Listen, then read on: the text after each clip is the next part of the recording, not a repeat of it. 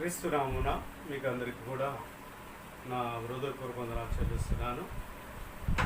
Andhra Christian కర్మ సంఘం యొక్క బిడ్డలకును, లైవ్ చూస్తున్నటువంటి సకల పరిశుద్ధులకును, ఆయా సంఘాల వారికి ఆంధ్ర క్రిస్టియన్ కర్మ సంఘం యొక్క తరపున మరి మీకు అందరికీ కూడా నా యొక్క శుభములు తెలియజేస్తూ ఉన్నా.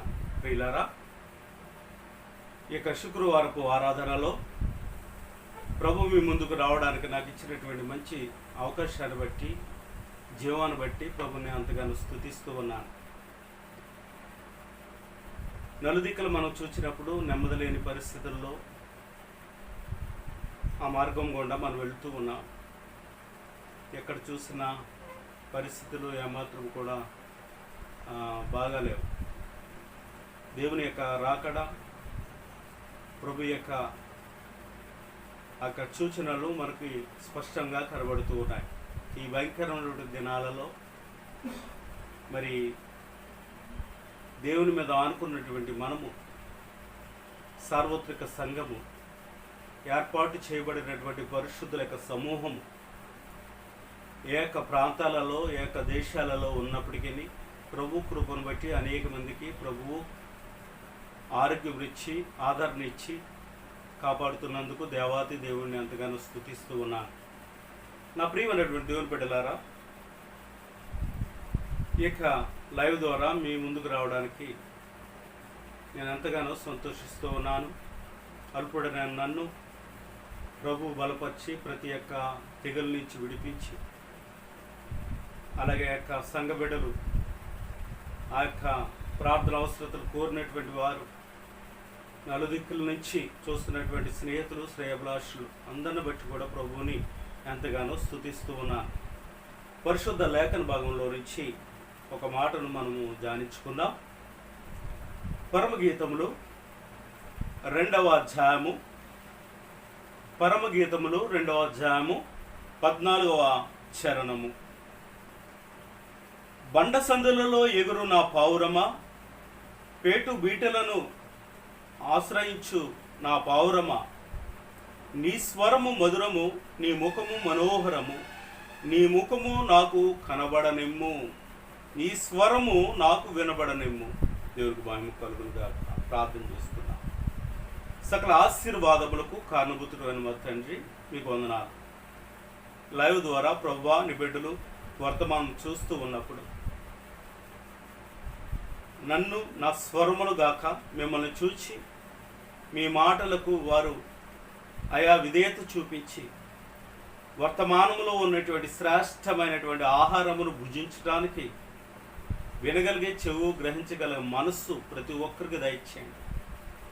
ఈ సంఘము ఆ సంఘమని కాక ఈ అంచెదినాలలో ప్రభువా సేవకుల యొక్క ఆ యొక్క ముఖాంతమునిచ్చిన మాట్లాడుతున్న ప్రతి మాట నలుదిక్కుల నీ ప్రజలు చూచి ఆ యొక్క ప్రభా సార్వత్రిక సంఘము నువ్వు ఏర్పాటు చేసినటువంటి వధువు తను అలంకరించుకోవడానికి ఈ పరిశుద్ధ మాటలు అలంకరించుకుని ఆయా బిడ్డలు జీవించే కృపను దయచేయమని, విశేషంగా ఆయా ప్రభా యేసయ్య ప్రభు బలహీనతలో ఉన్న బిడ్డలు జ్ఞాపకం తెచ్చుకోండి.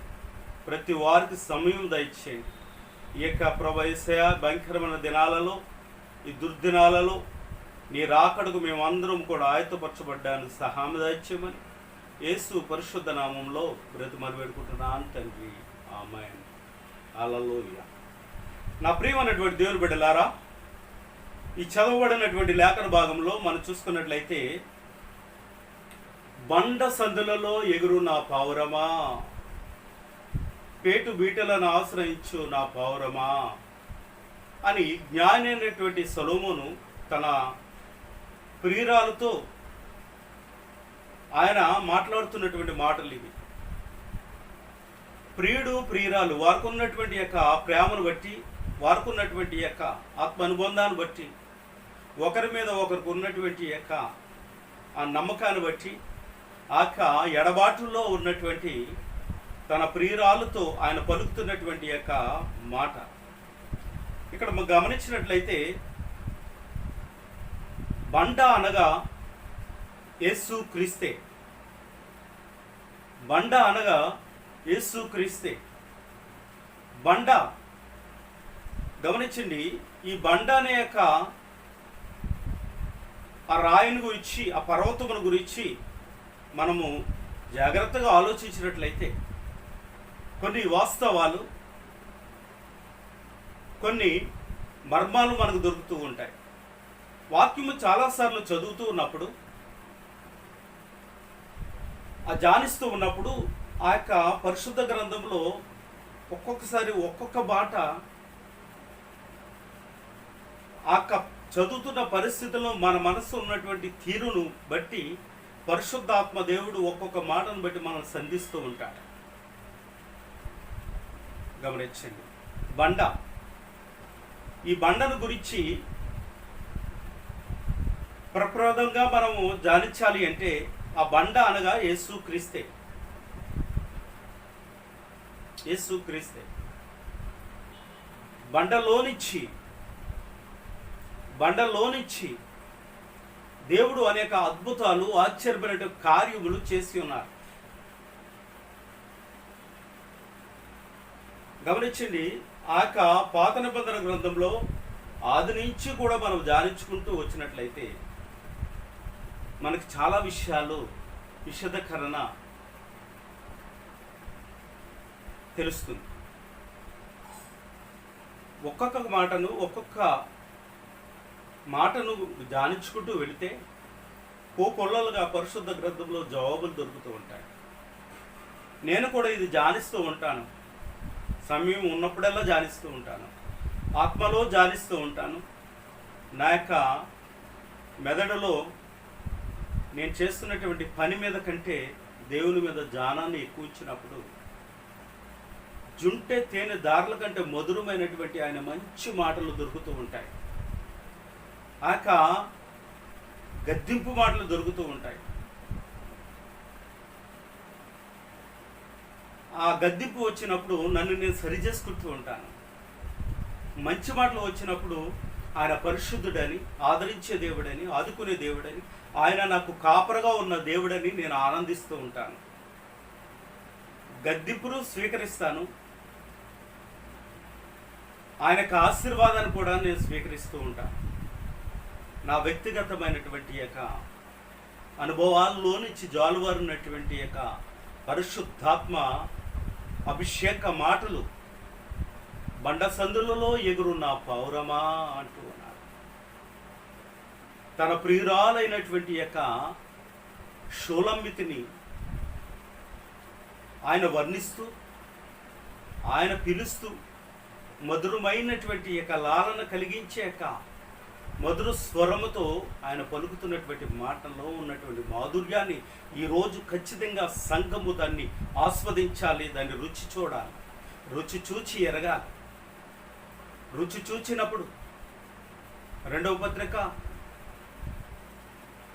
పేతురు రెండవ పత్రిక 2వ అధ్యాయము 1వ వచనంలో, రుచి చూచి ఎరిగితిని యెహోవా ఉత్తముడని. అక్కడ అంటాడు యెహోవా దయాళుడని. నేను రుచి చూచి ఆ యొక్క పరిశుద్ధమైనటువంటి పాలను ఆ యొక్క అపేక్షించి, నిర్మలమైనటువంటి యొక్క వాక్యమును నేను అపేక్షించి, నేను పరిశుద్ధంగాను దేవునికి ఆ యొక్క సజీవ యాగముగాను సమర్పింపబడినటువంటి యొక్క సంఘముగాను, సేవకుడుగాను, సేవకురాలుగాను, విశ్వాసగాను, పరిచారకుడుగాను, దేవుని పేరు పెట్టబడినటువంటి బిడ్డగాను నేను జీవించాలని ఆశపడుతూ ఉన్నాను అని భక్తుడు చెప్తూ ఉన్నాడు. గమనించండి, ఈ కడవరి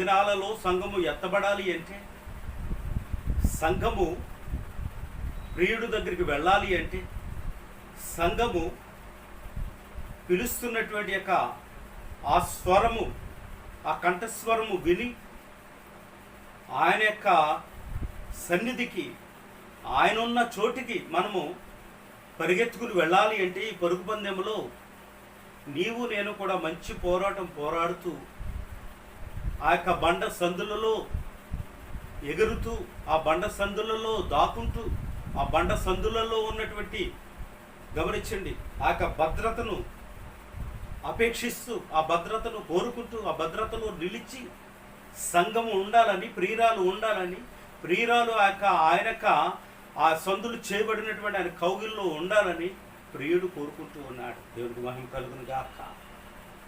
బండ సందులలో ఎగురున్న పావురమా. పావురము అనగా సంఘము, పావురము అనగా వధువు, పావురము అనగా ఒకటై ఉన్నటువంటి స్త్రీ సంఘము. ఈ పావురానికి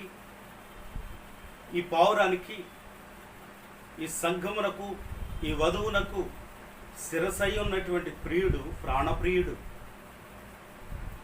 ఆ ప్రియుడు అంటాడు కదా, నా ప్రియురాల సుందరవతి లెమ్ము రమ్ము, చలికాలము గడిచిపోయాను. 11వ చరణంలో ప్రియుడు బండ సందుల్లోనికి పిలుస్తున్నాడు. బండ సందుల్లో ఉన్నటువంటి ప్రియురాలతో మాట్లాడుతూ ఉన్నాడు.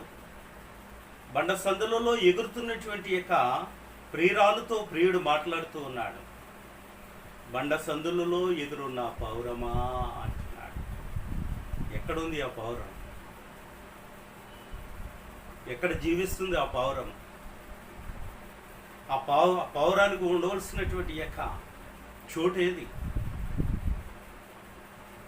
ఆ పౌరము నివసించవలసినటువంటి యొక్క స్థలం ఏది? ఏ స్థలంలో పౌరం ఉంటుంది? ప్రాణప్రియుడు పిలుస్తా ఉన్నాడండి. ప్రాణప్రియుడు పిలుస్తా ఉన్నాడు. బండ సందులలో ఎగురు నా పౌరమా.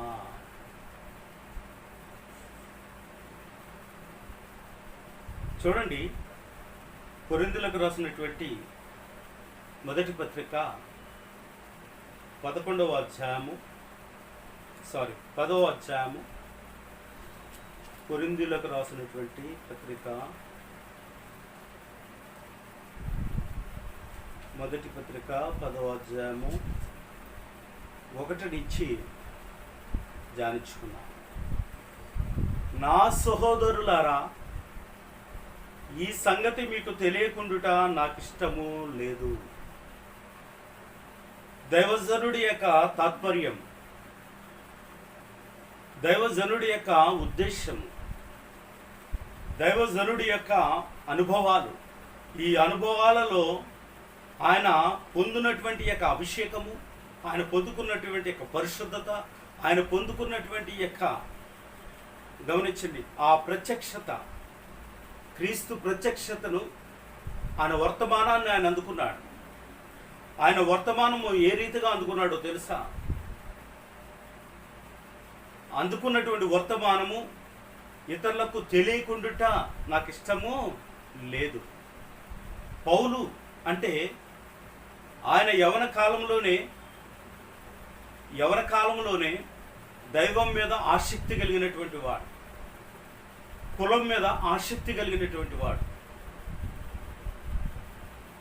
ధర్మశాస్త్రం మీద అత్యంత పట్టు కలిగినటువంటి వాడు, దివరాత్రములు జానిచ్చి దైవజనుడు యొక్క సముఖములో దివరాత్రములు జానించి ఔషధం పట్టినటువంటి వాడు ధర్మశాస్త్రాన్ని. ఆ ధర్మశాస్త్రములో ఉన్నటువంటి సత్యాల్ని, ఆ ధర్మశాస్త్రములో రాయబడినటువంటి యొక్క బండను గురించి, ఆ ధర్మశాస్త్రములో చెక్కబడిన రాయిని గురించి, ఆ ధర్మశాస్త్రములో నుంచి అపోస్తలులు, ప్రవక్తలు, గమనించండి, అపోస్తలులను ప్రవక్తలను వారు సమూహముగా ఐక్యత కలిగి వేసినటువంటి పునాది మీద కట్టబడి ఎదిగి ఆ యొక్క ప్రత్యక్షతను పొందుకున్నటువంటి పౌలు అనే భక్తుడు, దైవజనుడు, ప్రవక్త, మొదటి సంఘ కాలంలో ప్రవక్తగా దేవుడు నియమించుకొని ఆయన యొక్క ప్రత్యక్షతను మధ్యాహ్న కాల సమయంలో మండు టెండలో ఆయన అగ్నిగా ప్రత్యక్షపరుచుకున్నటువంటి దేవుడు, మేఘముగా ప్రత్యక్షపరుచుకున్నటువంటి దేవుడు, అపొస్తలుడైనటువంటి పౌలు క్రూరుడుగా యవనస్తుడిగా యెరూషలేములో ఉన్నటువంటి భక్తుల్ని చంపాలని అనేక మందిని కొట్టి కొరప్రాణంతో విడిచి సమాజ మందిరానికి లాక్కులు వచ్చి ఆ యవనం అనే మదము చేత మత్తెక్కి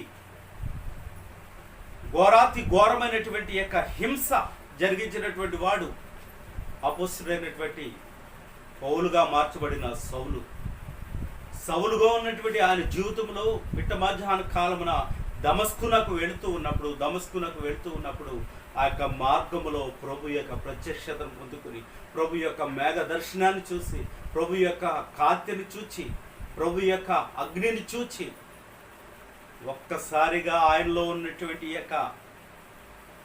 మదమచ్చరములు, ఆయనలో ఉన్నటువంటి ధర్మశాస్త్ర సంబంధమైనటువంటి పౌరుషము,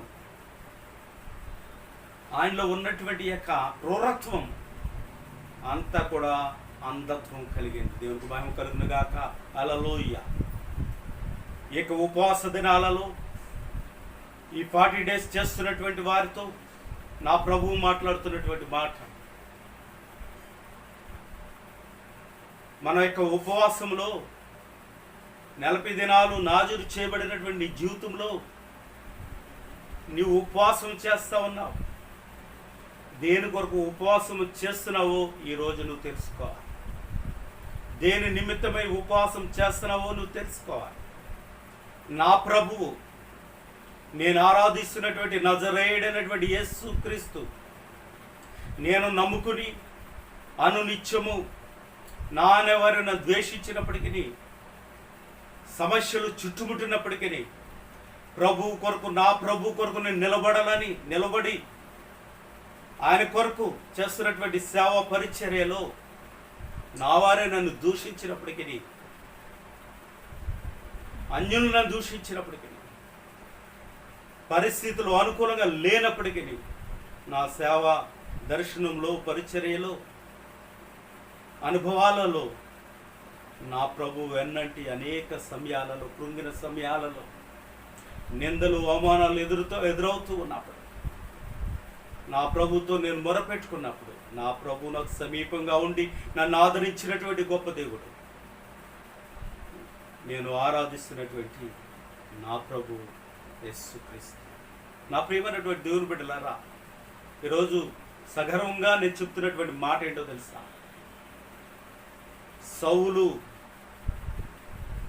సౌలు ఎక్కడ మీటింగులు జరగకూడదని, ఎక్కడ దేవుని పేరట 2-3 కూడకూడదని, ఎక్కడ కూడా క్రైస్తత్వము వర్ధిల్లకూడదని, దాన్ని నశింప చేయాలని, నాశనం చేయాలని కంకణము కట్టుకుని నా మతంలో ఏదో ఉందని చెప్పి మదమెక్కి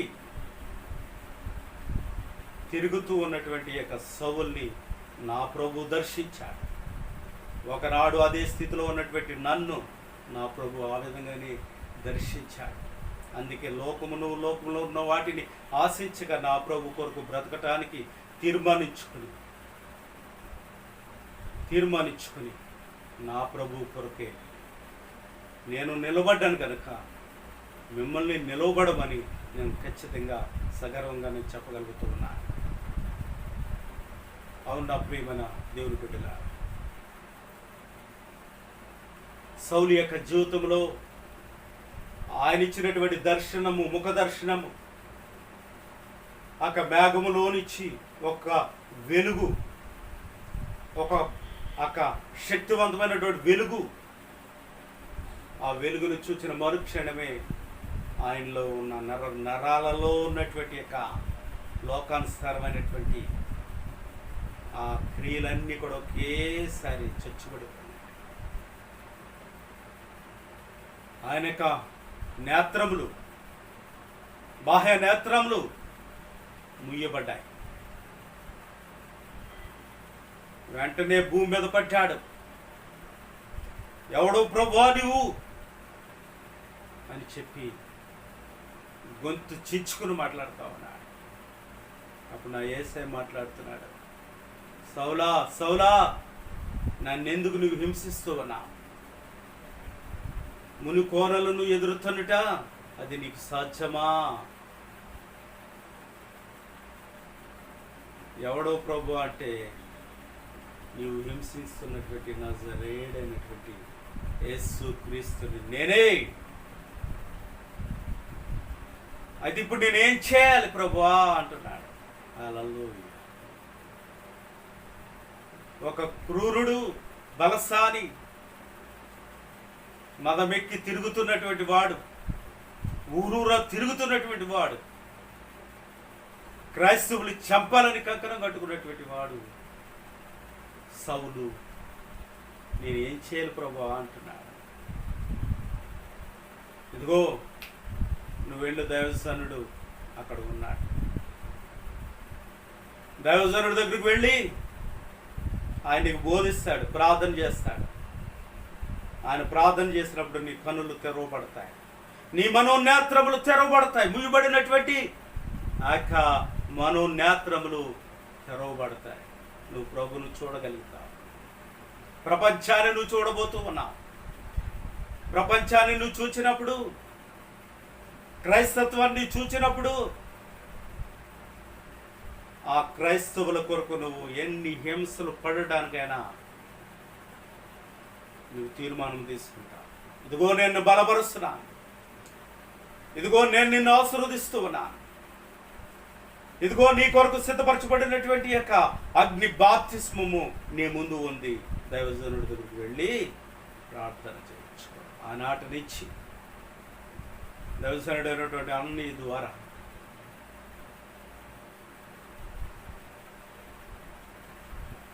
ఆయన అభిషేకం పొంది, మారు మనసు పొంది, ప్రభుకి ఆయన సరెండర్ అయ్యి, ఆ యొక్క పౌలు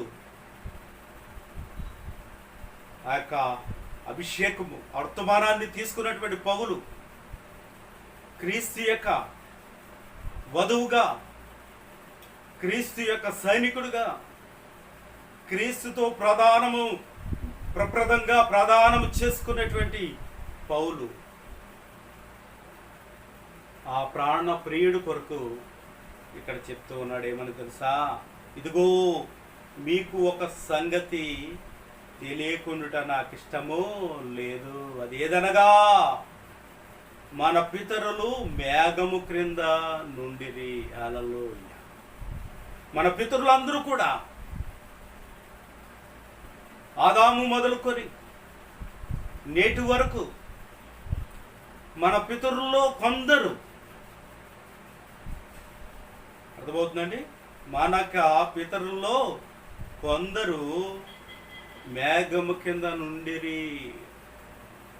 వారు 6 లక్షల పైబడినటువంటి కాళ్ళ బలము కలిగిన మోషేక సైన్యము, వధువు సంఘము ఐగుప్తు బానిసత్వం నుంచి విడిపింపబడి, ఆ యొక్క బానిసత్వం నుంచి విడిపింపబడి దైవజనుని యొక్క అడుగు జాడలలో నడుస్తున్నటువంటి సంఘము, అదే ఏర్పాటు చేయబడిన సార్వత్రిక సంఘమునకు, వధువునకు సూచన. హల్లెలూయా. ఇప్పుడు ఆ యొక్క సంఘము ఎవరిని వెంబడిస్తుందో తెలుసా? ఆత్మ సంబంధమైనటువంటి బండను వెంబడిస్తా. ఇక్కడ అంటున్నాడు మేఘము క్రింద నుండిరి.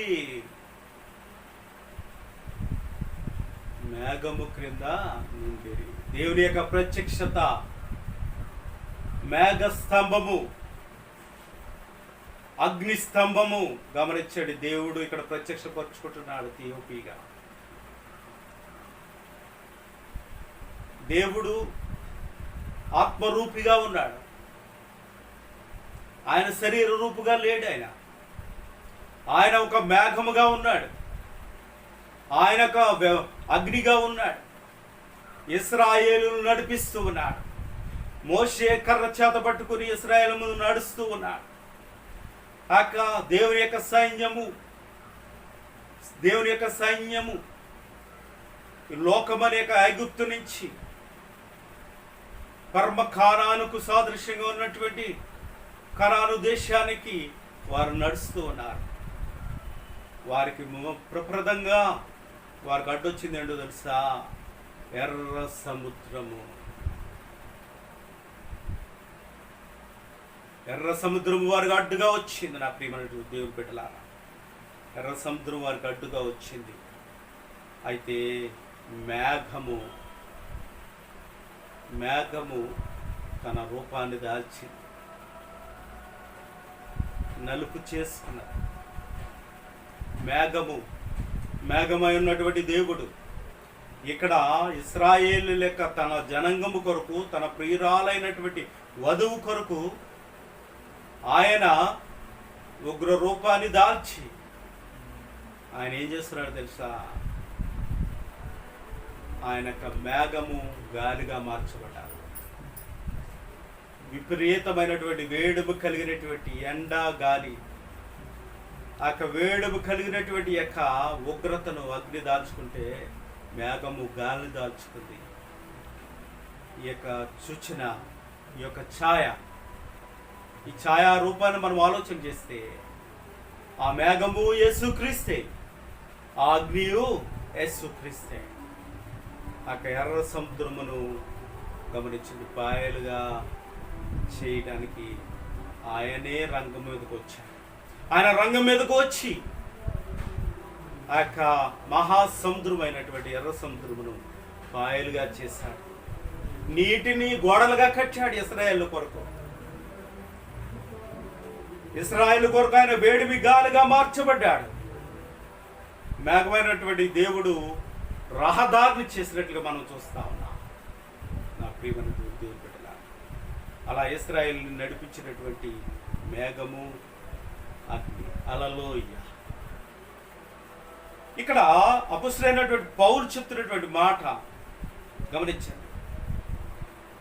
అందరూ అనగా వారందరూ కూడా సముద్రములో నడిచిపోయి, అందరూ మోషేను బట్టి మేఘములో, సముద్రములో బాప్తిస్మము పొందిరి.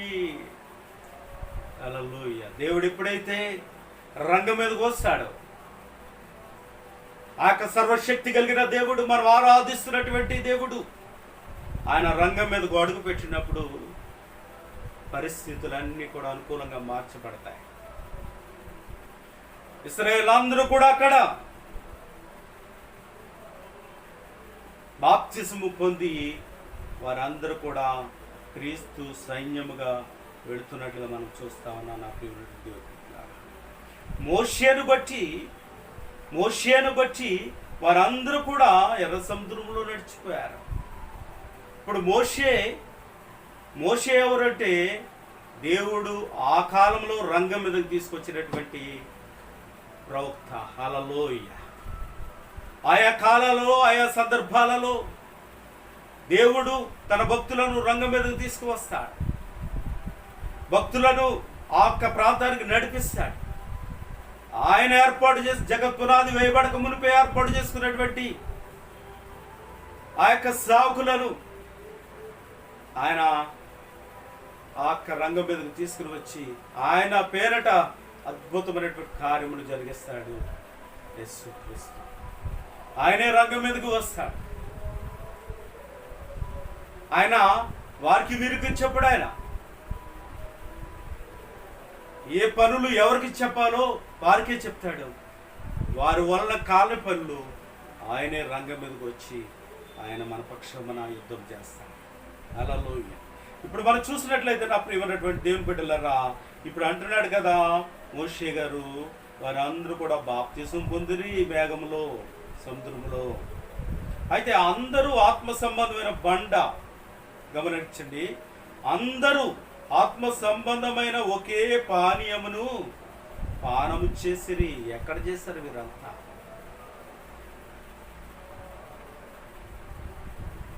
ఎక్కడ చేశారు వీళ్ళంతా? గమనించండి. సంఖ్యాకాండము 20వ అధ్యాయము 7వ చరణంలో మనం చూసినట్లయితే, నీవును నీ కర్ర తీసుకొని నీవును నీ సహోదరుడైన అహరోనును ఈ సమాజమును పోగు చేసి వారి కనుల ఎదుట ఆ బండతో మాట్లాడము. అది నీళ్లనిచ్చును. నీవు వారి కొరకు నీళ్లను బండలో నుండి రప్పించి సమాజమునకు వారికి రాబడింది. హల్లెలూయా. ఇప్పుడు ఇశ్రాయేలీయులు సలుగుతూ ఉన్నారు. ఇశ్రాయేలీయులకి దాహం అవడం వల్ల ఇప్పుడు వీళ్ళు సరుగుడు వచ్చింది. రకరకాల మాటలు మాట్లాడుతూ ఉన్నారు. మోషే మీద తిరుగుబాటు చేస్తూ ఉన్నారు. మోషేను విమర్శిస్తూ ఉన్నారు. మోషే దైవజనుడు కాదంటున్నారు. మోషే మాత్రమే చేయగలడా? మోషే మాత్రమే దేవుడితో మాట్లాడగలడా? మోషే మమ్మల్ని ఐగుప్తుని తీసుకొచ్చి ఈ కౌరవ అరణ్యంలో చంపడానికి తీసుకుని వచ్చాడు అంటున్నారు. మోషే ప్రార్థన చేస్తూ ఉంటే దేవుడు పగలు మేఘస్తంభంగా వచ్చాడు. మోషే ప్రార్థన చేస్తే అయ్యా ఎండ దెబ్బకి ప్రజలు చచ్చిపోయినా ఉన్నారు అంటే ఆయన రంగం మీదకి వచ్చాడు మేఘంగా. ఆ యొక్క సూర్యునికి మండుచున్నటువంటి అగ్నికి ఆయన అడ్డుగా వచ్చాడు మేఘంగా. హల్లెలూయా. రాత్రి కాలంలో చీకట్లో పాములు ఉంటాయి, తేళ్లు ఉంటాయి, సింహాలు ఉంటాయి, క్రూరముగాలు ఉంటాయని మొరపెడితే మోషే రాత్రికాల సమయంలో దేవుడు అగ్ని స్తంభంగా ఉండి నడిపిస్తా ఉన్నాడు. శత్రువులకి గమనించండి, చీకటి మేఘంగా వస్తే ఇశ్రాయేలుకి అగ్ని స్తంభంగా వారికి ముందుండి ఆయన నడిపిస్తా ఉన్నాడు. హల్లెలూయా. అంత గొప్ప దేవుడి కలిగి ఉండి నీళ్ల కొరకు సలుగుతూ ఉంటే మోషే మొరపెట్టుకున్నప్పుడు తిరిగి యేసుక్రీస్తు రంగం మీదకు వచ్చాడు. గమనించండి నా ప్రియమైనటువంటి దేవుని బిడ్డలారా, ఇక్కడ 9వ చరణంలో యెహోవా అతనికి ఆజ్ఞాపించినట్లు మోషే ఆయన సన్నిధి నుండి ఆ కర్రను తీసుకొని పోయాను. తర్వాత మోషే ఆహారంలో బండ ఎదుటి సమాజంను పోగు చేసినప్పుడు అతడు వారితో, ద్రోహులారా వినుడి, మేము ఈ బండలో నుండి మీ కొరకు నీళ్లు రప్పిపోవలెనా అని. అప్పుడు మోషే తన చెయ్యి ఎత్తి 2 మార్లు తన కర్రతో ఆ బండను కొట్టగా నీళ్లు సముద్రుగా ప్రవహించాను. ఇక్కడ మనం చూసినట్లయితే మోషేకు కోపం రప్పించారు. అంతకుముందు చూస్తే దేవుడే బండను కొట్టమన్నప్పుడు, బండతో మాట్లాడమన్నప్పుడు ఆ బండ చీల్చబడాది. వారందరూ కూడా ఒకే బండలో నుంచి వారు ఆ నీళ్లను త్రాగిరి. వారి కొరకు పగలగొట్టబడినటువంటి బండ, వారి కొరకు చీల్చబడినటువంటి బండ, ఆ బండలోని నీళ్లు అందరూ కూడా పానీయమును చేసి 2వ మారు సరుగుతూ ఉంటాయి. ఇక్కడ 2 మార్లు కొట్టబడినటువంటి బండ. హల్లెలూయా. ఇక్కడ అర్థం చేసుకోండి, ఇశ్రాయేల్ కొరకు ఆయన ప్రేమపూర్వకంగా కుమారుడైన యేసుక్రీస్తే బండగా రంగం మీదకు వచ్చాడు. ఇప్పుడు ఆ బండ చీల్చబడ్డది. ఆ బండ ఎవరి కొరకు చీల్చబడ్డదో తెలుసా? మన పితరుల కొరకు చీల్చబడినటువంటి బండ.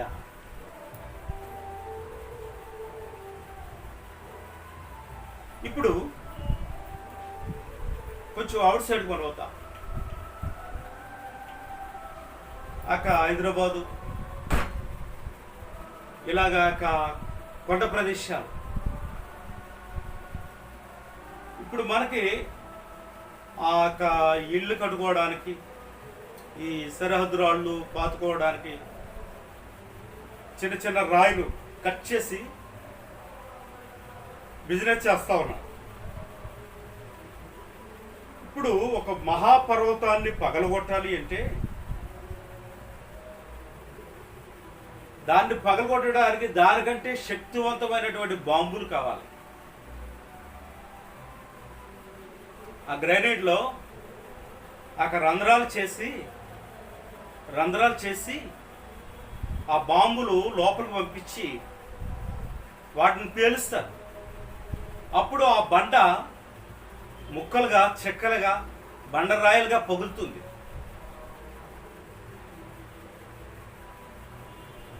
ఈ మొదటి గమనించండి, మొదటిసారి ఇశ్రాయేలు కొరకు చేర్చబడినటువంటి బండను మనం చూస్తాం. రెండవ మారు సనుగుడులో ఈ బండ మరలా రంగం మీదకు వచ్చింది. ఆ బండతో దేవుడు మాట్లాడమని చెప్పాడు. మోషే నువ్వు మాట్లాడయ్యా అని చెప్తే, మోషే ప్రజల మీద ఉన్నటువంటి యొక్క కోపంతో, ప్రజలు దేవుని మీద తిరుగుబాటు చేస్తున్నారు అనేక నెపంతో దైవజనుడు కోపగించుకుని ఆ బండను 2 మార్లు స్వతంత్రంగా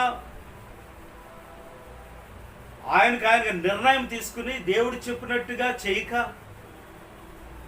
బైబిల్ గ్రంథంలో రాయబడినట్టుగా చేయక, ఈనాటి దైవ సేవకులు, ఈనాటి సంఘ ఆ పెద్దలు దేవుడు చెప్పింది చెప్పినట్లుగా చేయక, సొంత నిర్ణయాలతో, సొంత అనుభవాలతో, సొంత గొప్పల కొరకు ఒక అడుగు ముందుకు వేసి వారు చేస్తున్నటువంటి యొక్క అవిధేయత వలన ఆ బండ 2 సార్లు కొట్టబడింది. అయితే దేవుడు కృప కలిగినటువంటి దేవుడు, ఆయన కృపా సింహాసనం యొద్దకు వచ్చినటువంటి వారిని త్రోసిపుచ్చినటువంటి దేవుడు, మాట్లాడమంటే నన్ను కొట్టారు కదా అని పగలకుండా ఉండవలసినటువంటి యేసు క్రీస్తు అనే బండ 2 సార్లు కొట్టించుకుని ఆ బండ పగిలి ఆ పానీయముల ద్వారా వారందరి యొక్క దాహములు తీర్చినటువంటి బండ, కరుణ సమృద్ధి కలిగినటువంటి, సముద్రమంతా ఎత్తైనటువంటి మనస్సు కలిగినటువంటి మహారాజు అయినటువంటి యేసు క్రీస్తు ఆ యొక్క ప్రజల కొరకు, వారి దాహం తీర్చిన కొరకు 2గా చేర్చబడినటువంటి బండ. ఆ బండ నేను ఆరాధిస్తున్నటువంటి నజరేయుడు అనేటువంటి యేసు క్రీస్తు అనే బండ. యేసు క్రీస్తు ఆ ప్రత్యక్షత, ఆయన రంగం మీదకు వస్తే అద్భుత ఆశ్చర్యకార్యములు జరుగుతాయి. ఆయన పేరట నువ్వు చేస్తున్నటువంటి కార్యములు జరగాలి అంటే నీ స్వబుద్ధిని ఆధారం చేసుకుని బండను కొట్టకూడదు. నీ స్వబుద్ధిని ఆధారం చేసుకుని సంఘములో డబ్బులు వసూలు చేయకూడదు. నీ స్వబుద్ధిని ఆధారం చేసుకుని బ్యాంక్ అకౌంట్ నెంబర్స్ మనం ఇవ్వకూడదు. దేవుని కొరకు నువ్వు నిలబడినప్పుడు దేవుడు తన సేవకుల ద్వారా, దేవుడు తన బిడ్డల ద్వారా చేయవలసినటువంటి ఆశ్చర్యమైన కార్యములు సంఘములు దైవ సేవకుడికి జరిగించి సమృద్ధి ఆహారము అందేటట్లుగా చేస్తాడు. సమృద్ధి జీవం ఇచ్చేటట్టుగా చేస్తాడు. ఆయన చేతులు చాచి మనం దేహి అని అడుకోవాల్సినటువంటి అవసరత లేదు. నేను ఆరాధిస్తున్న నజరేయుడైన యేసు క్రీస్తు నామములో ఆనబెట్టి నేను చెప్తూ ఉన్నాను. ఆయన ఆరాధించేవారు ఆత్మతోను సత్యముతోను ఆరాధించినప్పుడు దేవుడు అద్భుత ఆశ్చర్యకార్యములు చేస్తాడు.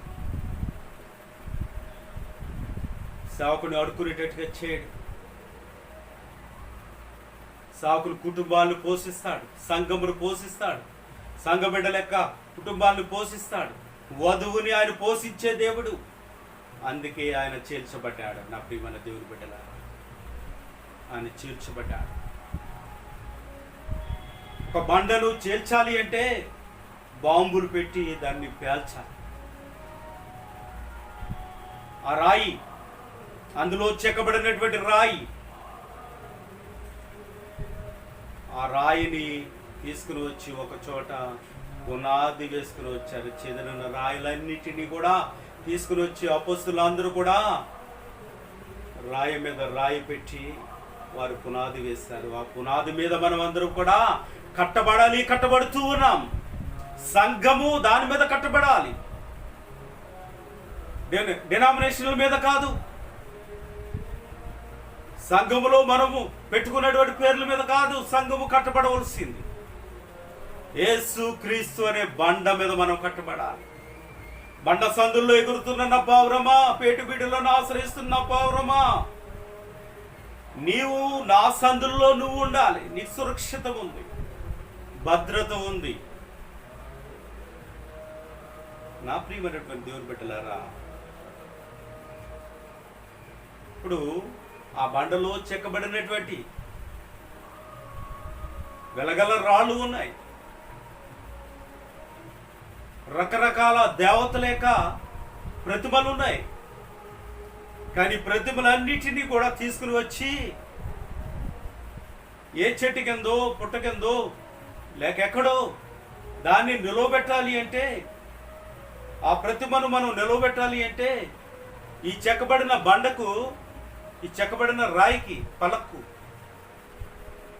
మరొక బండ సపోర్ట్ ఇవ్వాలి. అప్పుడు కానీ ఇది నిలబడదు అది ఉన్న చోట.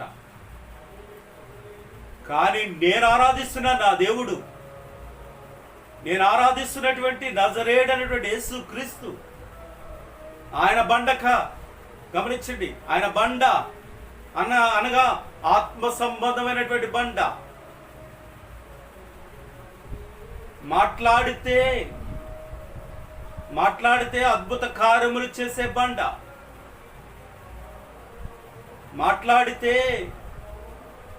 ఆకాశమునిచ్చి, నువ్వు మాట్లాడితే ప్రార్థన ద్వారా నువ్వు మాట్లాడితే ఆకాశమునిచ్చి మన్నాను కురిపించినటువంటి మేఘం. ఆయనే ఆహారముగా మారి రంగం మీదకు వచ్చి ఇశ్రాయేలీయుల ఆకలి తీర్చినటువంటి మాంసం ఆయనే. ఆ మాంసపు ముద్ద కొరుక్కుని తింటున్నటువంటి యొక్క ముద్ద ఆయన శరీరము. హల్లెలూయా. ఏమండి, ఆకాశం నుంచి పూరేళ్ళు వచ్చి ఒక్కచోట వారి మధ్య పడిపోవడం ఎలా పడిపోయినాయి? ప్రధాన వేటగాడైనటువంటి యేసు క్రీస్తు రంగం మీదకు వచ్చి ఆ పూరేళ్ళన్నిటినీ కూడా కొట్టి తన యొక్క బిడ్డల యొక్క ఆకలిని తీర్చినటువంటి గొప్ప దేవుడు ఆయన. మనం ఆరాధిస్తున్న దేవుడు సజీవుడైన దేవుడు, రక్త మాంసములు గల దేవుడు. గమనించండి, ఆత్మస్వరూపిగా ఉన్న దేవుడు, అగ్నిగా ఉన్న దేవుడు, మేఘములో ప్రత్యక్షపరుచుకున్న దేవుడు ఇప్పుడు బండగా మన కొరకు కొట్టబడ్డ దేవుడు యేసుక్రీస్తు, నా యేసయ్య. గమనించండి, నా యేసయ్య మీ జీవితాలలో కూడా అద్భుత కార్యములు చేయగలడు, చేస్తాడు. నమ్మినట్లయితే విశ్వసించాలి.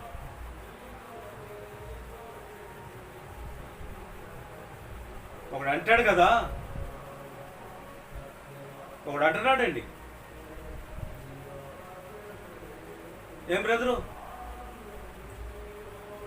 నువ్వు ఎంతగా దేవుణ్ణి నమ్ముకున్నావు కదా, ఎంతగా దేవుణ్ణి విశ్వసించావు కదా, నీ ప్రాచీన స్వభావం విడిచిపెట్టావు కదా, అయినా నీకెందుకు ఈ కష్టాలు వస్తున్నాయి? ఎందుకు నువ్వు ఎంతగా హింసింపబడుతున్నావు? ఎందుకు నీకు ఆర్థికంగా నువ్వు అభివృద్ధి చెందలేకపోతున్నావు? మేము చూడు వడ్డీ వ్యాపారాలు చేస్తున్నాం, మేము చూడు ల్యాండ్ బిజినెస్లు చేస్తున్నాం, మేము చూడు గొప్ప గొప్ప బిల్డింగులు కొన్నా, గొప్ప గొప్ప ఆస్తులు సంపాదించాం, రాజకీయ పలుకుబడి ఉంది. మరి సేవకులని చెప్పుకుంటున్నటువంటి మీరు, క్రైస్తవులను చెప్పుకుంటున్నటువంటి మీరు ఎందుకు చాలినటువంటి దరిద్రతను అనుభవిస్తున్నారు అంటే నేనన్నాను, మాకు చాలా ఆస్తుంది, చాలా మంచి నివాసం ఉంది, మా కొరకు యేసయ్య పునాది వేసి ఒక్కొక్క రాయి దాని మీద అమరుస్తూ చాలా ఇల్లులు కట్టాడు నా యేసయ్య. ఆ ఇల్లులు ఎలా కట్టాడో తెలుసా? ఈ లోకంలో ఉన్న గ్రానైట్లు కాదు అవి, ఈ లోకంలో ఉన్న రాళ్ళు కదా అవి. నా యేసయ్య కడుతున్నటువంటి యొక్క పునాది, నా యేసయ్య వేసినటువంటి యొక్క ఇటక బంగారపు ఇటక. హల్లెలూయా.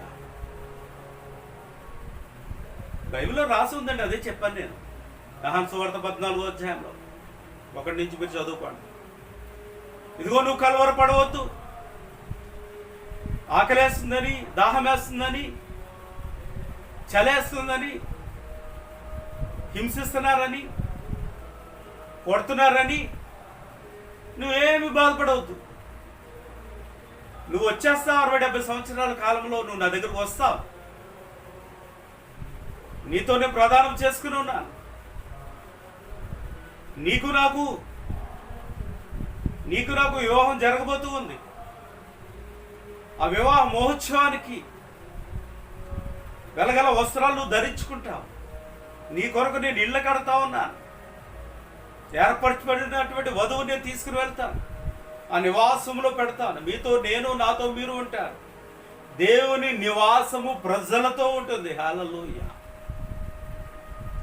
ఈ యొక్క నిరీక్షణ కలిగి ఉండు అని చెప్పాడయ్యా నాతో అన్న. అయ్యో, మీ క్రైస్తవులు మీరు మొండోళ్ళు అండి. మీ పాస్టర్లు మీరు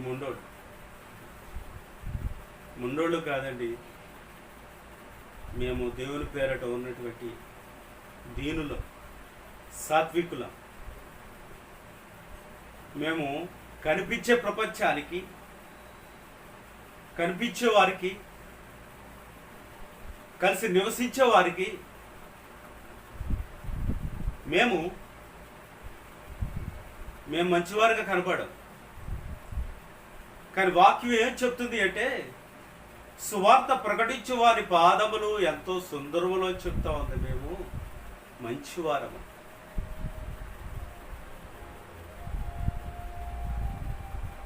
మేము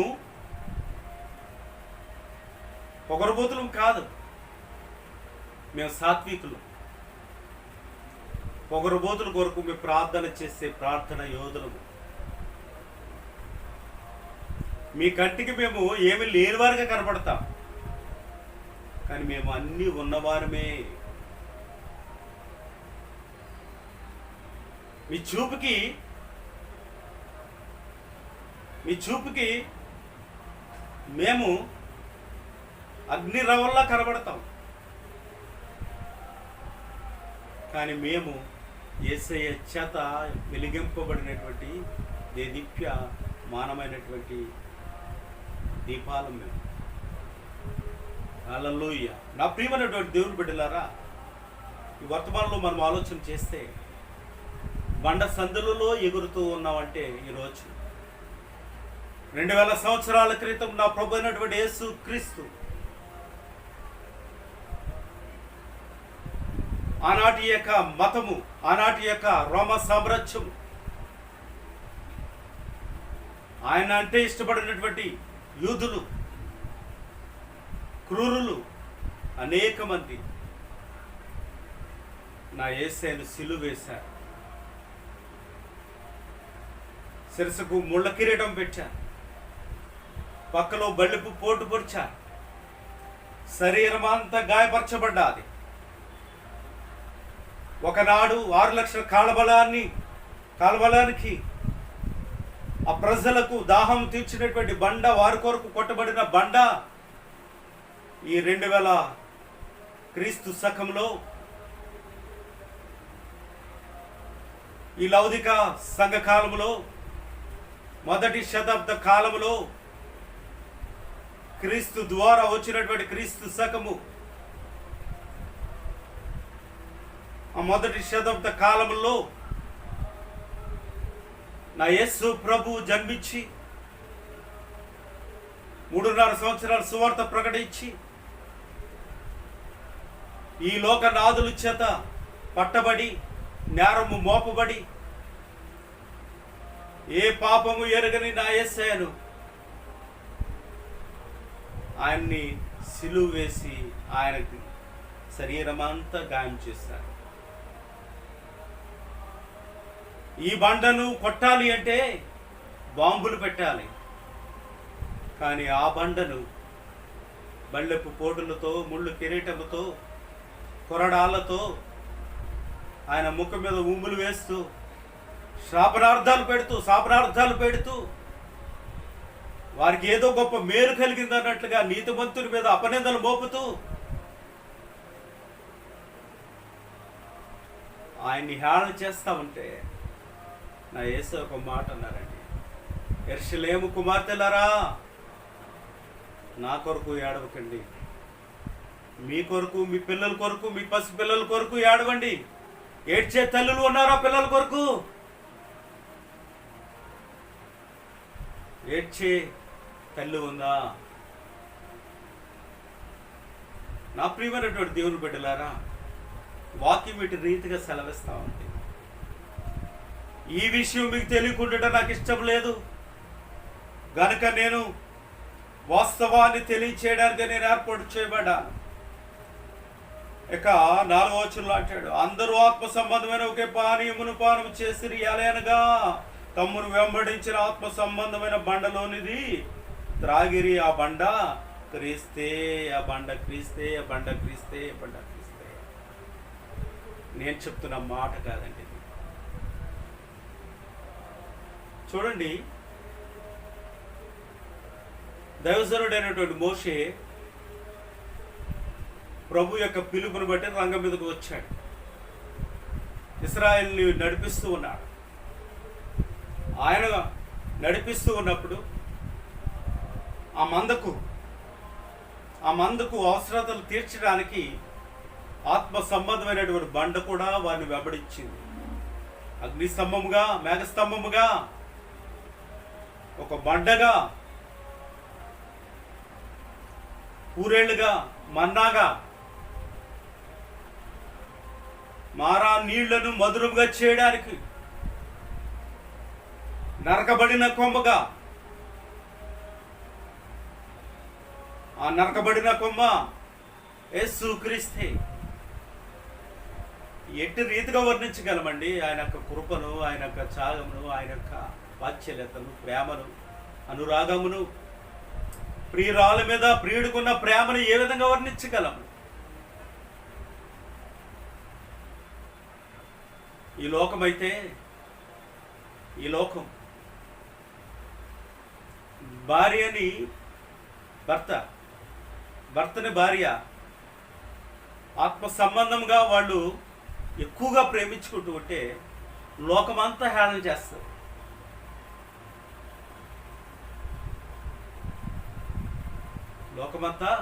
చేస్తారు. కానీ ఇక్కడ ప్రాణప్రియుడు పిలుస్తూ ఉన్నాడు, బండ సందులలో ఎగురు నా పావురమా, సుందరవతి లెమ్ము రమ్ము అని పిలుస్తామని. ఆ ప్రేమను బట్టి యేసుక్రీస్తు బండగా మార్చబడ్డాడు. ఆ ప్రేమను బట్టి యేసుక్రీస్తు నీరుగా మార్చబడ్డాడు. ఆ ప్రేమను బట్టి యేసుక్రీస్తు పూరేళ్ల మాంసంగా మార్చబడ్డాడు. ఆ ప్రేమను బట్టి యేసుక్రీస్తు కొమ్మగా మార్చబడి అక్క చేదైన నీరుని మధురముగా మార్చాడు. ఆ యేసుక్రీస్తే రంగం మీదకు వచ్చి 2000 సంవత్సరాల క్రితము యోహాను సువార్త 2వ అధ్యాయంలో కానా విందులో నీళ్లను ద్రాక్షారసముగా మార్చినటువంటి దేవుడు ముందు ఏదైతే చేసి ఉన్నాడో పాత నిబంధనలో ఆ ప్రారంభ దిశనిచ్చి అప్పుడు ఉన్నటువంటి యొక్క బండ, అప్పుడు ఉన్నటువంటి మేఘము, అప్పుడు ఉన్నటువంటి అగ్ని, అప్పుడు ఉన్నటువంటి యొక్క కొమ్మ వెంబడిస్తూనే ఉంది. ఆ రూపాలలో, ఆ ఛాయల్లో ఉన్నటువంటి యేసుక్రీస్తు స్వయంభవుడుగా మనుష్య కుమారుడిగా ఈ లోకమునకు అరుదించాడు. వచ్చి ప్రథముగా మొదటి సూచక్రియగా నీళ్లను ద్రాక్షారసముగా మార్చాడు. హల్లెలూయా! నీళ్లను ద్రాక్షారసముగా మార్చినటువంటి దేవుడు, అంత గొప్ప దేవుడు మనం కలిగి ఉన్న నా ప్రియమైనటువంటి దేవుని బిడ్డలారా, యేసుక్రీస్తు స్వరక్తమిచ్చి సంపాదించినటువంటి సంఘము, యేసుక్రీస్తు స్వరక్తం ఇచ్చి సంపాదించినటువంటి సంఘము. ఈ సంఘము కొరకు అనాథనిచ్చి కూడా నా ప్రభు ఆ యొక్క ఛాయ మనల్ని మనం వెంబడించడానికి ముందు మన పితరులు వెంబడిస్తూనే వచ్చింది. నా ప్రియమైనటువంటి దేవుని బిడ్డలారా, అందుకే ఆ బండ క్రీస్తే. అందరూ ఆ బండలోనిది త్రాగిరి. ఆ బండలో నీళ్లు త్రాగాలి. ఆ బండలో నీరు త్రాగడానికి అక్కడ ఒక కాపరి ఉన్నాడు, అక్కడ ఒక ప్రవక్త ఉన్నాడు, అక్కడ ఒక సేవకుడు ఉన్నాడు. ఆ సేవకుడు మోషే. ఆ బండను ఒక మారు కొట్టినటువంటి వాడు మోషే, రెండవ మారు కొట్టినటువంటి వాడు మోషే. ఎందుకంటే ఆ బండ కొట్టబడాలి, ఆ బండ కొట్టబడాలి. ఆ బండ అంజుడి చేత కాదు, ఆ బండ దేవుని బిడ్డ చేతే కొట్టబడాలి. తన ప్రజల కొరకు ఆ బండ కొట్టబడాలి. ప్రజల విమోచన కొరకు ఆ బండ కొట్టబడాలి. ఆ బండను చూడాలి అంటే, ఆ బండను వెంబడించాలి అంటే అది మన వల్ల కాదండి. ఈ అపవిత్రమైనటువంటి దేహాలతో, అపవిత్ర పెదవులతో మనం ఆయన్ని ఆ మాత్రం కూడా స్తుతించలేము, వెంబడించలేము. మోషే లాంటి ప్రవక్త, మోషే లాంటి నమ్మకమైనటువంటి సేవకుడు, మోషే అంత సాత్వికుడు, మోషే అంత పరిశుద్ధత మనకు ఉన్నప్పటికీ కూడా ఆయన మనము చూడలేము, వెంబడించలేము. కానీ వెంబడించే కృపను ఆయనే స్వయంగా అప్పగించాడు. ఆయనే తను కనుపరుచుకుంటూ ఉన్నాడు. చూద్దాం ఒకసారి. నిర్గమకాండము 3వ అధ్యాయము, క్షమించండి 33వ అధ్యాయము అంతా మీరు చదివితే తెలుస్తుంది. అయితే 21, 22 వచనాలలో మనం చూస్తే మోషే ఇశ్రాయేలును నడిపిస్తూ ఆయన ఇంకా ప్రభువుని సమీపించే సమయము ఆసన్నమవుతూ ఉంది. మోషే చేసినటువంటి అపరాధం వల్ల, అనగా బండతో మాట్లాడమంటే 2 మార్లు ఆవేశంతో కుట్టినటువంటి మోషేకు దేవుడి యొక్క గద్దెంపు వచ్చింది. దేవుడు తన బిడ్డల పట్ల ప్రేమను చూపిస్తాడు, గద్దెంపును చూపిస్తాడు. కానీ తన బిడ్డలను ఇతరులు కొడితే దేవుడు ఒప్పుకోడండి. వాస్తవానికి తల్లిదండ్రులు తమ బిడ్డలు ఎంత చెడ్డవారైనా సరే, తమ బిడ్డల్ని ఎవరైనా పరాయి వాళ్ళు ఏదన్నా ఒక మాట నిందిస్తే ముఖం మార్చేసుకుంటారు.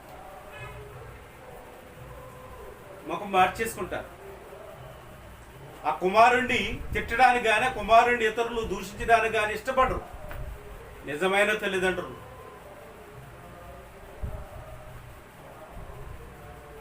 ఎందుకు అంటే తమ బిడ్డను వారు అంతగా ప్రేమిస్తారు కదా. అలాగే మోషే ఇశ్రాయేలును తిట్టడం వల్ల దేవుడికి కోపం వచ్చిందండి.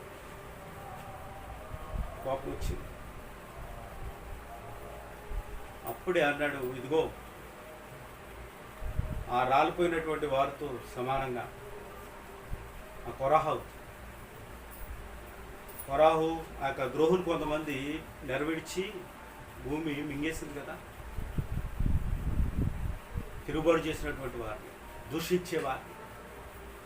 దూషించే సమాజంలో కూడినటువంటి వారు కనుక నీవు కూడా పాలు తేలు ప్రవహించు ఆ దేశమును నువ్వు చూడవు అంటాడు.